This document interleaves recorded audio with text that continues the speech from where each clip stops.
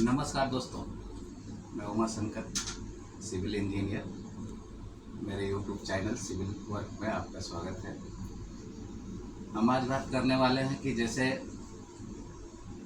जो civil work में किसकी क्या रिस्पांसिबिलिटी होती है, वर्कर की क्या रिस्पांसिबिलिटी होती है, फोरमैन का क्या रिस्पांसिबिलिटी होता है, सुपरवाइज़र का क्या होता है और सुपरिटेंडेंट का क्या होता है। ठीक है, ये मैं बताना चाहता हूँ कि एक काम करने के टाइम में एक साइड पे एक टाइम में कितने आदमी का रिस्पांसिबिलिटी होता है जो हम लोग काम करने के लिए अच्छा से जाता है। ठीक है, तो दोस्तों हम लोग अभी इंडिया में काम करता है तो इंडिया का प्रोसीजर कुछ और होता है और जो विदेश का प्रोसीजर बहुत कुछ अलग होता है, जिससे हम लोग उधर के बारे में हम लोग इंडिया के बारे में कुछ कम जानकारी होता है, लेकिन जो विदेश में आता है उसको 100% हर चीज़ का जानकारी होना चाहिए, काम के बारे में जानकारी होना चाहिए और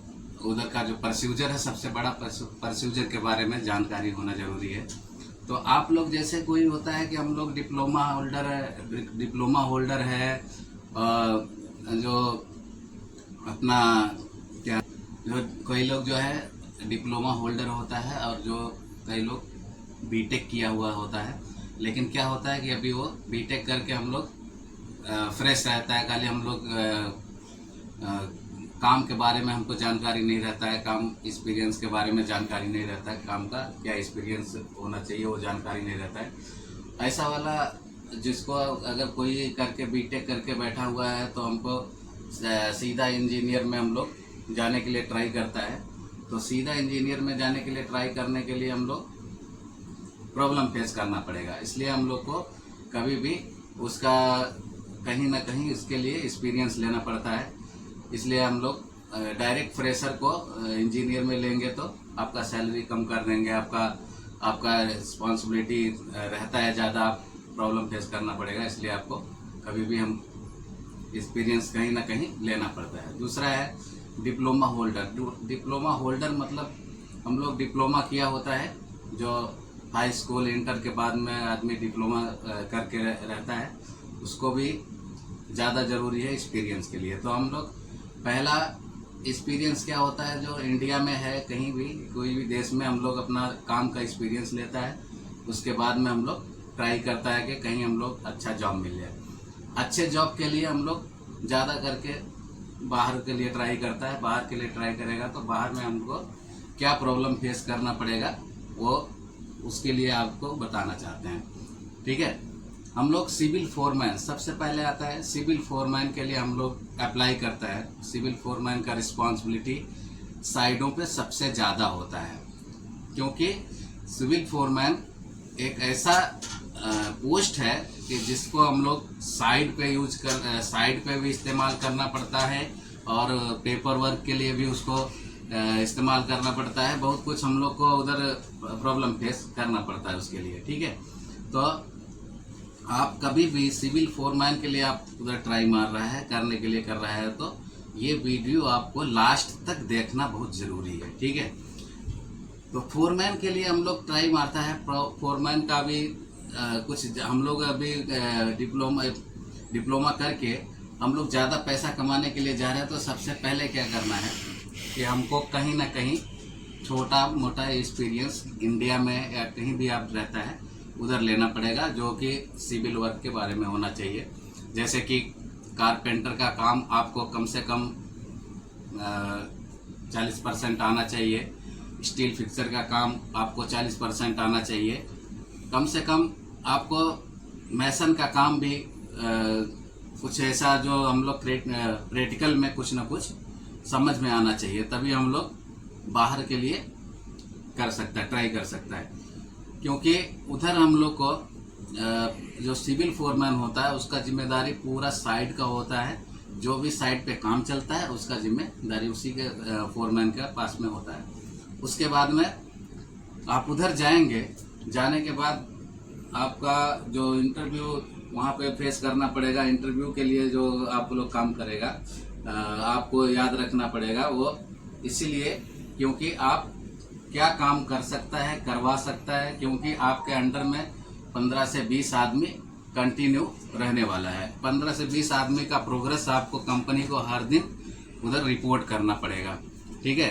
जो जब आपको नहीं पता चलेगा कि मैं क्या काम करवाना है, कैसे करवाना है, तो आपका बहुत ज़्यादा प्रॉब्लम फेस करना पड़ेगा, ठीक है।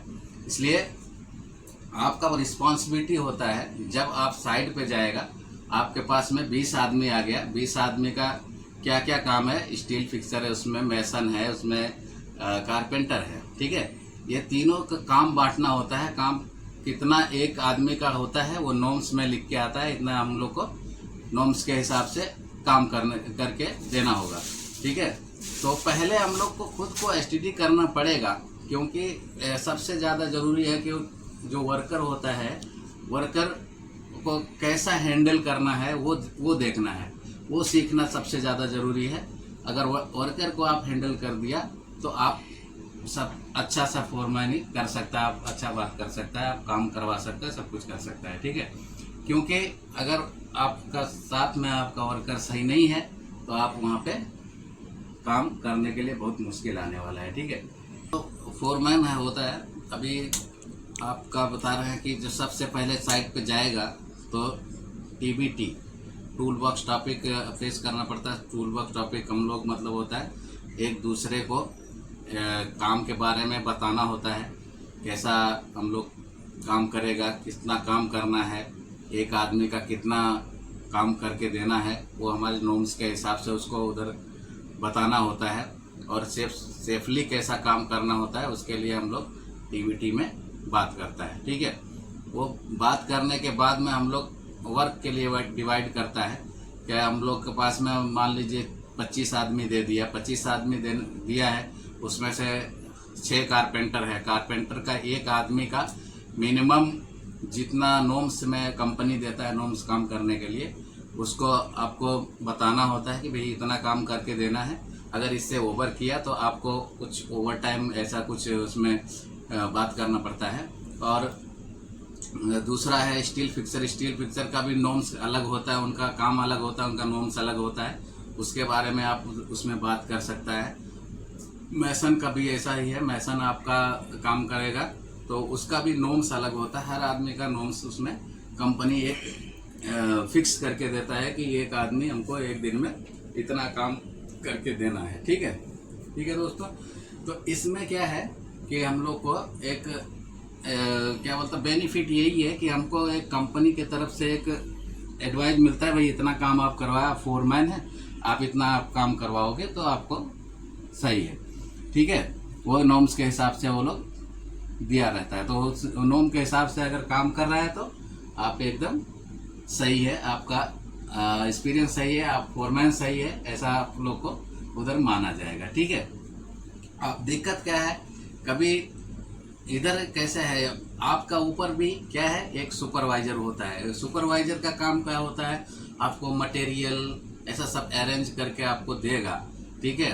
आपको बहुत ज़्यादा प्रॉब्लम फेस करना ज़रूरत नहीं है, क्योंकि एक आपके ऊपर सुपरवाइजर है, तो आपको वो मटेरियल का जैसे कंक्रीट मटेरियल चाहिए, प्लाईवुड चाहिए, स्टील अभी कम हो गया है, ये सब हम लोग को आपको क्या है एक बीबीएस का हिसाब से एक पर्ची बना के देंगे तो आपको वो प्रोवाइड करेगा, आपको इसका उसका यही काम है, ठीक है। क्योंकि वो एक सुपरवाइजर मिनिमम 2-3 फोरमैन को हैंडल करता है, ठीक। उसके बाद में दूसरा है कि आपका जिम्मेदारी जो होता है, आप अपना जिम्मेदारी पे रहिए, जो काम करता है उसको काम करने देना चाहिए।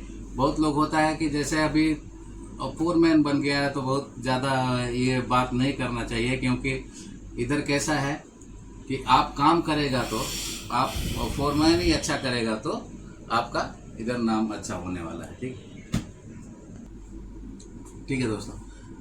मैं लास्ट में एक बात और कहना चाहूँगा, क्योंकि बहुत लोग अपने इंडिया में जो जिनके पास बहुत पैसा नहीं होता है, कम होता है पैसा, वो फिर भी बाहर जाके कमाना चाहता है, अच्छा कारीगर होता है फिर भी वो नहीं जा सकता कि उसके पास पैसा नहीं होता है, ठीक है दोस्तों।